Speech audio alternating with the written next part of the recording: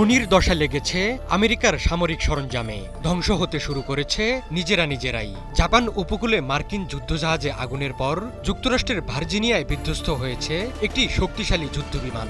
মার্কিন নৌবাহিনীর বহরে থাকা বহুমাত্রিক অভিযান পরিচালনায় সক্ষম যুদ্ধবিমানটি তলিয়ে গেছে সমুদ্রের পানিতে। F-18E সুপার হর্নেট মডেলের এই যুদ্ধবিমানটির দাম বাংলাদেশি টাকায় প্রায় 820 কোটি টাকা। গত 10 মাসে এ নিয়ে 6টি F-18 যুদ্ধবিমান হারালো মার্কিন নৌবাহিনী। মার্কিন সংবাদ মাধ্যম CBS নিউজ জানায়, স্থানীয় সময় বুধবার সকালে ভার্জিনিয়া উপকূলে যুদ্ধবিমানটি আছড়ে পড়ে। এরপরেই এটি সমুদ্রে তলিয়ে যায়। মার্কিন নৌবাহিনী জানিয়েছে, সকাল 10টার কিছু আগে স্ট্রাইক ফাইটার স্কোয়াড্রন 83 এর একজন পাইলট নিয়মিত প্রশিক্ষণ ফ্লাইটের সময় সুপার হর্নেটের নিয়ন্ত্রণ হারান। Control tower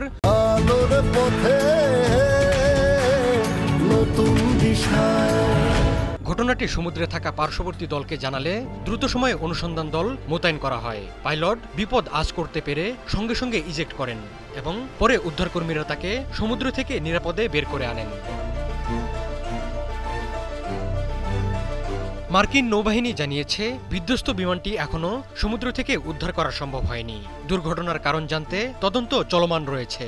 strike fighter squadron 83 Virginia বিচে অবস্থিত নেভাল এয়ার স্টেশন ওশেনা ঘাঁটি থেকে কার্যক্রম পরিচালনা করে। গত 10 মাসে এটি নৌবাহিনীর 6ষ্ঠ F-18 বিমান হারানোর ঘটনা। এর আগে গত এপ্রিল মাসে $56 মিলিয়ন মূল্যের একটি সুপার হর্নেট যুদ্ধবিমানবাহী রণতরী USS হ্যারি এস ট্রুম্যান থেকে ছিটকে পড়ে এবং সমুদ্রের পানিতে ডুবে যায়।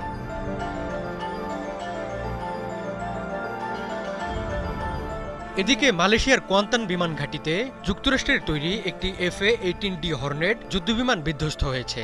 বৃহস্পতিবার রাত 9টা 5 উড্ডয়নের সময় বিমানটিতে আগুন ধরে যায় এবং মুহূর্তের মধ্যেই বিস্ফোরিত হয়ে রানওয়েতে ভেঙে পড়ে। দুর্ঘটনার আগেই বিমানের 2 পাইলট ইজেক্ট করে প্রাণে রক্ষা পান। রয়্যাল মালয়েশিয়ান এয়ারফোর্স জানায়, তাদের বহরে বর্তমানে 1997 সালে যুক্ত হওয়া 8টি F-18D হর্নেট রয়েছে। F-18E সুপার হর্নেট যুক্তরাষ্ট্রের তৈরি একটি 2 ইঞ্জিন বিশিষ্ট মাল্টিরোল যুদ্ধবিমান, যা সব আবহাওয়ায় উড্ডয়নে সক্ষম।